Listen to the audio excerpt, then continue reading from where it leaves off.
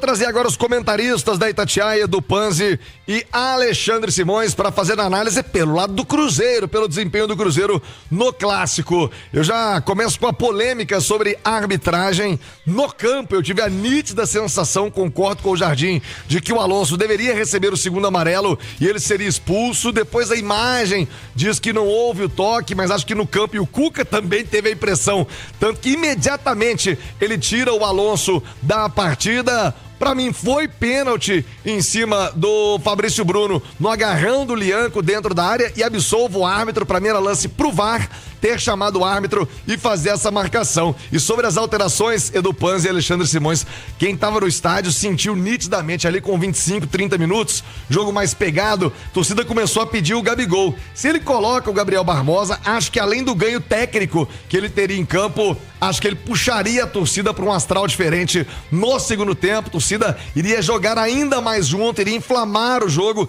iria inflamar o estádio. Ele deixou para colocar o Gabigol mesmo pro finalzinho do jogo. Acho que ele poderia ter colocado o Gabriel Barbosa um pouco mais cedo. Dito isso, quero ouvir os comentaristas da Itatiaia, começando por você, do Panzi, que esteve ontem no Mineirão. Polêmica de arbitragem, era pra expulsar, não era pra expulsar, era pra marcar o pênalti, não era. O Jardim demorou a mexer no time do Cruzeiro. Qual foi a sua análise? Pra mim, um bom clássico, viu, Du? Apesar do placar em branco. Boa tarde, Edu Panzi. Tudo bem, Thiago? Um abraço pra você, pra todos que estão ligados no Rádio Esportes. Vou ser breve falando sobre arbitragem, sobre polêmica. Não vou render. Pra mim, no lance, na hora no jogo, no lance do Alonso, no segundo tempo, eu teria dado o segundo cartão amarelo pra ele, sim. Mas depois, revendo o lance com mais calma, acho que o Christian valoriza muito mais. Ele dá até um salto depois, então não foi um lance pra amarelo. Mas na hora, se o árbitro tivesse dado, não seria nenhum exagero. E no lance do suposto pênalti no Fabrício Bruno, muita gente pode dizer que toda hora tem esse agarra-agarra na área, mas eu achei bastante assintoso.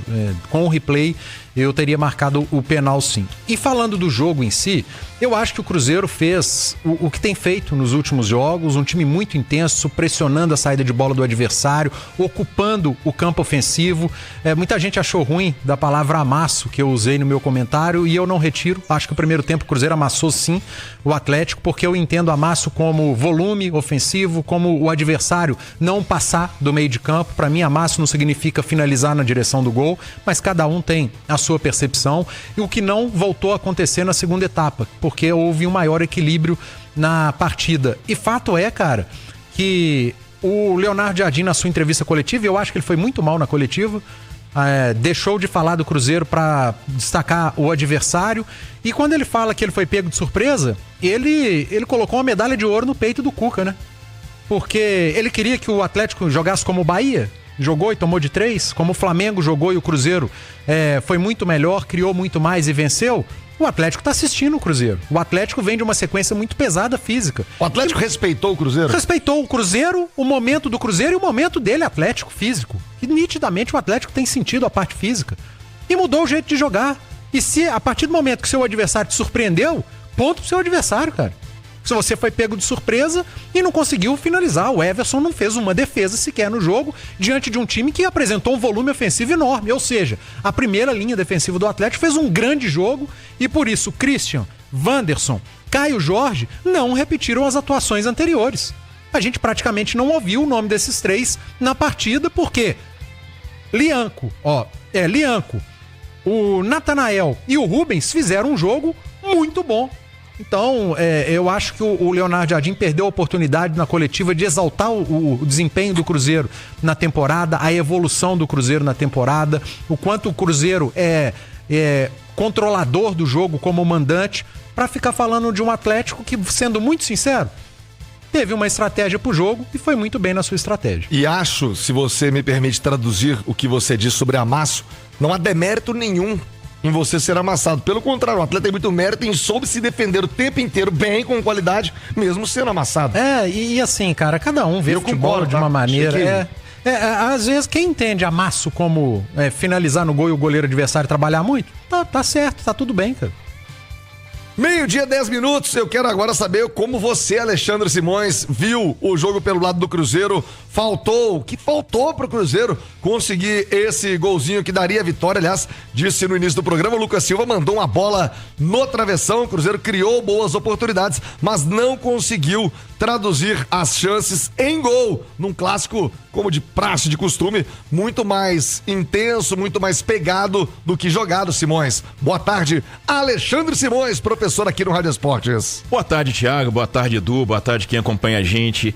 Olha, eu tenho a impressão, assim, primeiro, a colocação que o Jardim fez e que o Edu destacou, eu não vejo demérito em você jogar para se defender, é uma estratégia de jogo. Tá? É uma estratégia de jogo. O Cruzeiro, em 2017 e 2018, ganhou 2 Copas do Brasil sabendo se defender com o Mano Menezes. E é uma estratégia de jogo. Agora, eu acho que o outro ponto, e aí eu acho que talvez o Jardim pudesse ter destacado isso, cara, há muito tempo, né? Eu acho que desde que o Cruzeiro caiu para a Série B e retornou à Série A, né? Nesse processo todo que o Cruzeiro vem vivendo, há muito tempo o Cruzeiro não é o protagonista do clássico. E o Leonardo Jardim conseguiu fazer isso. Então eu acho que seria interessante ele destacar isso, né? Porque mesmo nos clássicos que o Cruzeiro venceu nesse período, né? E a gente pode destacar aí aquele de 2021, do Mineirão vazio por causa da pandemia, os 2 da Arena MRV, o Cruzeiro não foi quem propôs o jogo, não foi o protagonista do jogo. Ou mesmo os jogos do Mineirão. O Cruzeiro ia pra cima, mas eram jogos equilibrados, empatou, perdeu pro Atlético. Neste não. Neste clássico de ontem, o Cruzeiro foi o protagonista do jogo. Foi quem ditou o jogo. Foi quem se mostrou superior. E eu acho que isso é um ponto positivo pro Leonardo Jardim, né? Que tá vivendo um processo aí de remontagem do Cruzeiro a partir de um elenco que não foi ele quem formou, que ele herdou. Tá? Então eu acho que esse é um ponto muito, muito positivo. Agora, outra questão, Thiago, que aí é relativa à arbitragem, eu entendo que e aí na minha visão de ver, se o Flávio marcou a falta do Júnior Alonso, ele tinha que dar um amarelo. Se foi falta ou se não foi falta é outra questão. Se ele marcou a falta, ele tinha que dar o amarelo.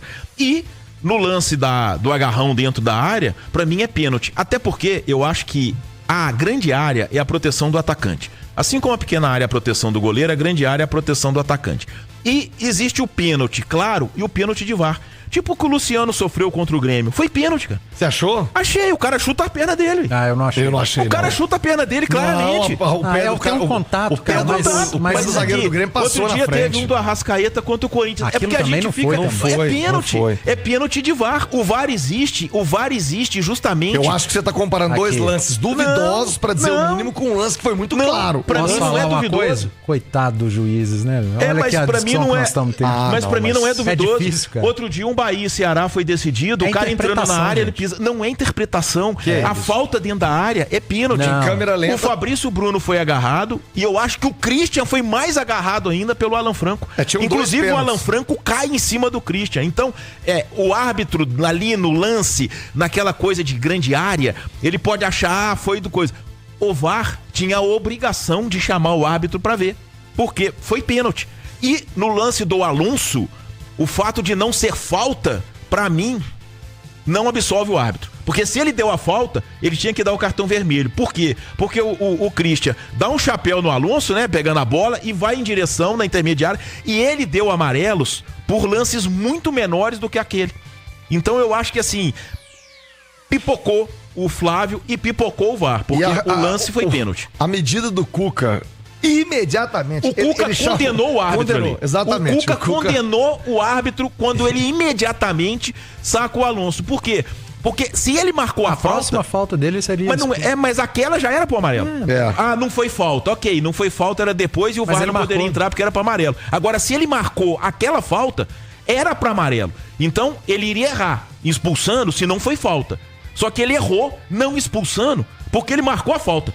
Então, parece uma contradição, mas se ele marcou a falta do Alonso, ele tinha que dar o cartão amarelo, era o segundo, era o vermelho. Há algum tempo, eu já cansei e parei de discutir interpretação. Cara, se eu tenho uma interpretação, o Simões tem outra, eu vou manter a minha vou ouvir a dele e não vou querer ter razão, cara. Porque a interpretação cada um tem a sua. Você sabe que me chamou a atenção, o Jardim pontuou na entrevista de maneira bem tranquila sobre a arbitragem, mas dos jogadores que foram à zona mista, os 3 que nós ouvimos no Rádio Esportes, nenhum deles quis falar de arbitragem. Não, pra mim, é isso aí mesmo, estamos fazendo a nossa parte, destacar o Cruzeiro hoje, né, 3º colocado do campeonato.